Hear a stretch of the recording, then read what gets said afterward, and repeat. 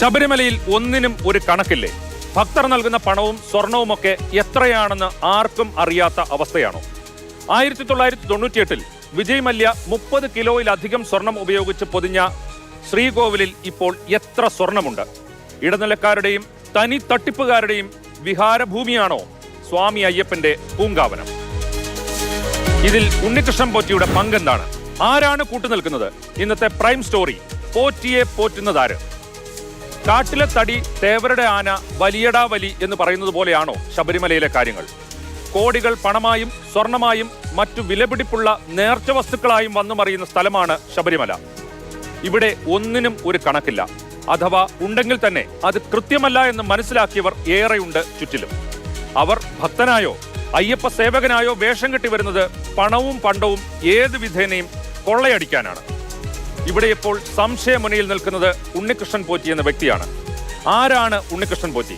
ഒറ്റ നോട്ടത്തിൽ കറ തീർന്ന അയ്യപ്പ ഭക്തൻ. വൻ പണം മുടക്കിയും ശബരിമലയ്ക്ക് പലതും ചെയ്യുന്ന വ്യക്തി. രാഷ്ട്രീയത്തിലും പോലീസിലും അടിമുതൽ മുടിവരെ ഉറ്റ സുഹൃത്തുക്കൾ.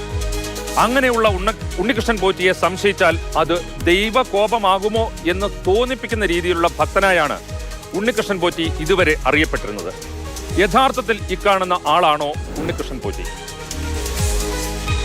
വർഷങ്ങൾക്ക് മുൻപ് കീഴ്ശാന്തിയുടെ സഹായികളിൽ ഒരാളായി ശബരിമലയിൽ എത്തിയ ആളാണ് ഉണ്ണികൃഷ്ണൻ പോറ്റി. അന്യസംസ്ഥാനങ്ങളിൽ നിന്ന് വരുന്ന ധനികരായ അയ്യപ്പ ഭക്തരെ സഹായിച്ചതുവഴി അവരുമായി ബന്ധമുണ്ടാക്കി.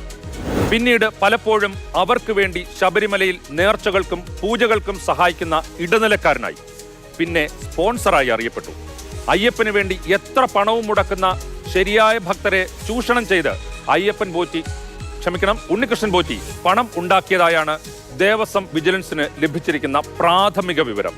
ഇതിനൊടുവിലാണ് ശ്രീകോവിലിന് മുന്നിലെ സ്വർണം പൊതിഞ്ഞ ദ്വാരപാലക ശില്പങ്ങൾ ചെമ്പാണെന്ന് ഔദ്യോഗിക രേഖയുണ്ടാക്കി ചെന്നൈക്ക് കൊണ്ടുപോയത്. മാത്രമല്ല, ദ്വാരപാലക ശില്പങ്ങളുടെ പീഠങ്ങൾ കാണാനില്ലെന്ന് തെറ്റിദ്ധാരണ ഉണ്ടാക്കിയതും ഉണ്ണികൃഷ്ണൻ പോറ്റി തന്നെയാണ്.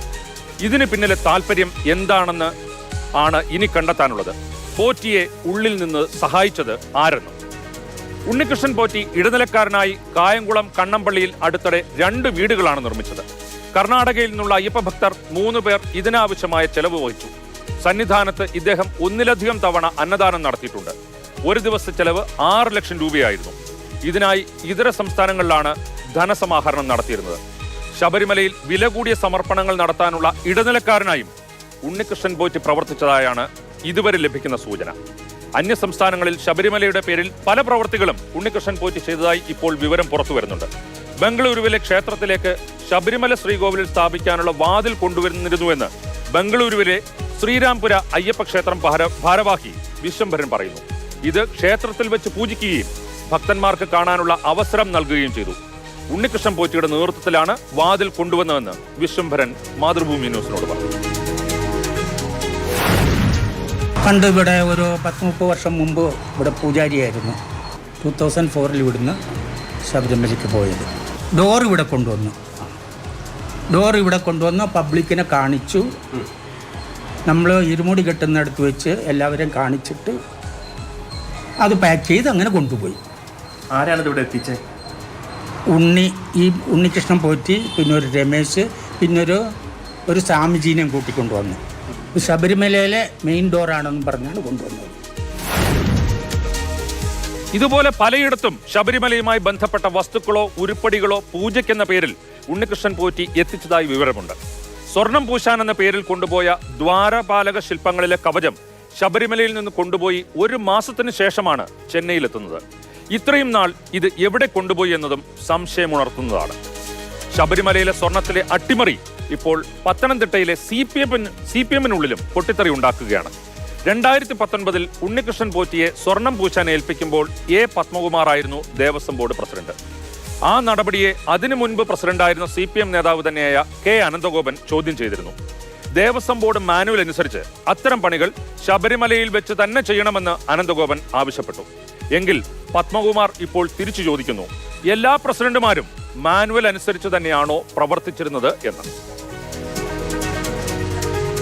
എല്ലാ മാനുവലിന്റെ അടിസ്ഥാനത്തിലാണോ അവിടെ നടന്നിട്ടുള്ളതെന്ന് പരിശോധിക്കണ്ടേ?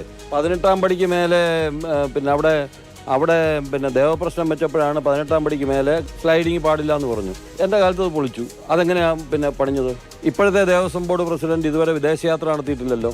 ഞാൻ നടത്തിയിട്ടില്ലല്ലോ. വേറെ ചില പ്രസിഡന്റുമാർ വിദേശയാത്ര നടത്തിയില്ലേ? ആരുടെ കെയർ ഓഫിലാണ് വിദേശയാത്ര നടത്തിയത്? എന്തിൻ്റെ അടിസ്ഥാനത്തിലാണ് വിദേശയാത്ര നടത്തിയത്? അപ്പോൾ അതുകൊണ്ട് ഇതൊക്കെ പരിശോധിക്കുമ്പോൾ ഇതെല്ലാം പരിശോധിക്കണം. ശബരിമലയിൽ ഒന്നും രണ്ടുമല്ല തട്ടിപ്പുകാരുള്ളത്.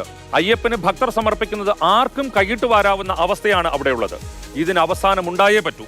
ദേവസ്വം ബോർഡ്, വിജിലൻസ് സംവിധാനം, ഹൈക്കോടതിയുടെ നിരീക്ഷണം എല്ലാം ഉണ്ടായിട്ടും എങ്ങനെയാണ് ശബരിമല കട്ടുമുടിക്കുന്നവരുടെ വിഹാര കേന്ദ്രമായി മാറുന്നത്?